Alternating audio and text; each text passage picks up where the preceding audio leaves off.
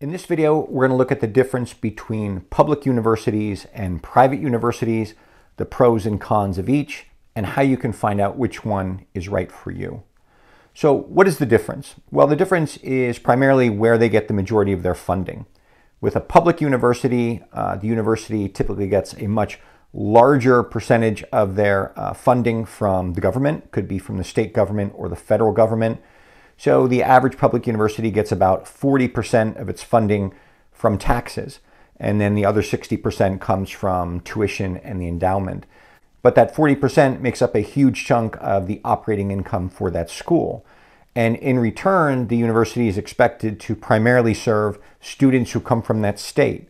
Because if you live in a state and you're paying taxes that go to a public university, you really want your son or daughter to be able to take advantage of that. Let's first look at the question of prestige. Which universities are more prestigious, private universities or public universities? So when you look at the annual rankings, what you'll see is the top 15 or so ranked universities in America are all private universities.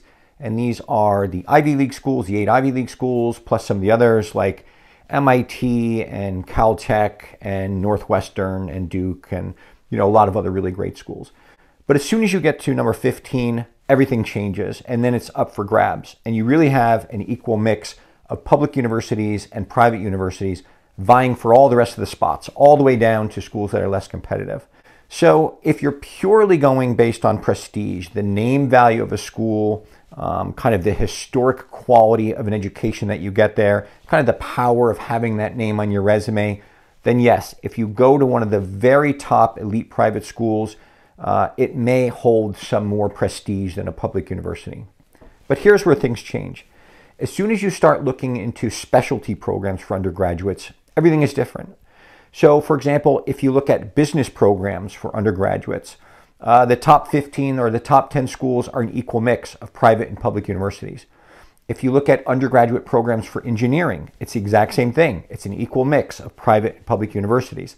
If you look at undergraduate programs for computer science, again, it's the exact same thing. It's an equal mix of public and private universities. So if you're looking at the overall prestige, the general education you get at a college, yes, the very top schools are more prestigious being private. But once you start getting into specialty programs for computer science, for engineering, for business, it's a much different thing, and it's really an equal mix. And you can get as good an education, if not better an education, at a public university than a private university. Now let's look at cost. There can be a really big cost differential between public universities and private universities. So let's look at two universities that are ranked very closely to each other, Cornell and UC Berkeley. They're both ranked right around number 15 in the nation, but Cornell is private and UC Berkeley is public. If you are a California resident and you want to go to UC Berkeley and you get in, the sticker price for tuition is about $45,000 a year. But once you factor in scholarships and financial aid, the average student only pays about $16,000 a year. Compare this with Cornell University, where the sticker price for tuition is about $83,000 a year, and the average student after aid and scholarships pays about $30,000 a year. So either way, you can see that when you look at the full sticker price of the school or what the average student pays, you're paying double at a private university. And when you factor that out over 4 years, that can make a huge difference. What this tells you is that on average, public universities are a lot less expensive than private universities. But you really don't know how much you would have to pay until you actually apply to these schools, get in, and find out what kind of financial aid package they're offering you. And a lot of it has to do with your family income, because at the top level for these private schools, like some of the Ivy League schools, they have incredible financial aid packages.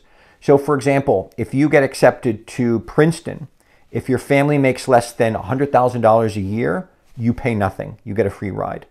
And if you get accepted into Stanford, which is another private school, if your family makes less than $75,000 a year, you get a free ride. You pay nothing.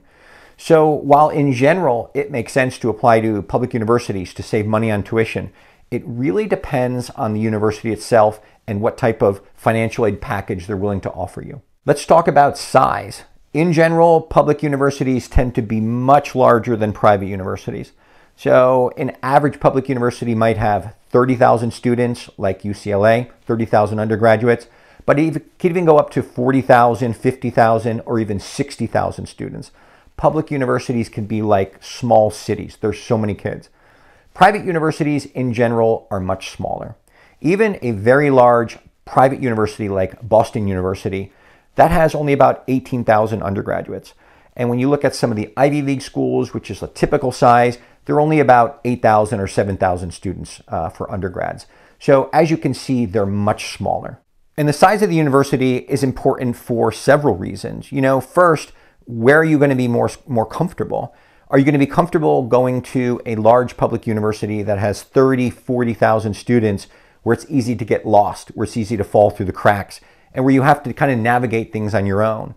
Or are you much more comfortable going to a small private university like some of the little Ivies or some of the small liberal arts colleges in the Northeast, which only have about 2,000 students total?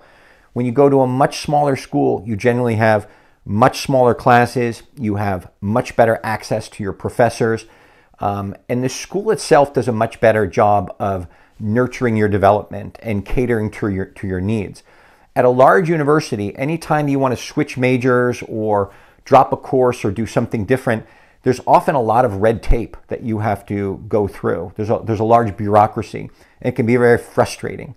So you have to make sure that if you go to a larger school, you're the type of student who is proactive, who's organized, who's willing to really kind of be in charge of his or her own education, and do whatever it takes to get the courses you need, get the access to professors that you need, because it's going to be harder.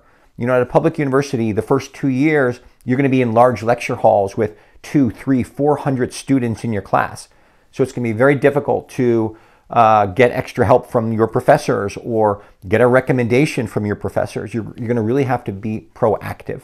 What about the difference in resources? Well, generally speaking, the larger university is, the more resources it has available. A large public university with 30,000 students will have every possible extracurricular club that you can think of. It will have all kinds of research opportunities because the professors are engaged in all different kinds of research, so they're always looking for help. So there's just so much more available to you. They'll have 200 majors that you can choose from.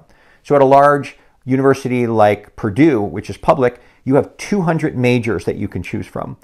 And at a small private college like Bates College in Maine, there's only about 30 majors to choose from. So again, if you're looking for an infinite variety of courses to take or majors to choose from or endless research opportunities to choose from, you might be better off at a much larger public university. But if you need that kind of nurturing and that focus on you and that extra help, then a private university is probably better for you. Finally, let's look at diversity, the diversity of the undergraduate student body. By their nature, public universities have to serve residents of that state, first and foremost. So if you go to one of the schools in California, UCLA, 85 of the students there are going to be California residents. And if you go to UT Austin or University of Texas at Austin, about 90% of the students there are going to come from Texas. So the one thing you miss at a public university is geographical diversity. The diversity is limited to whatever happens to be in that state. Now, California happens to be a pretty diverse state, ethnically, socioeconomically, and the same with Texas. But there are other states which are much more homogenous. So when you go to that school, everyone's going to be much more similar. You won't have that same diversity. And you compare that with private schools, which tend to attract students from all over the country and all over the world. They tend to be much more diverse. And you look at a school like NYU, which is a private university in New York, and a quarter of the students at NYU are international students. So in that case, that's a case of a private university having incredible diversity that you would never find at a public university. So in summary, there are some pros and cons to both public and private universities when it comes to prestige and cost, size, resources, and diversity. And the big one for many people these days is cost. And the truth is you really don't know how much you would have to pay out of pocket until you apply, get accepted, and then see what they have to offer you. because sometimes you might be surprised.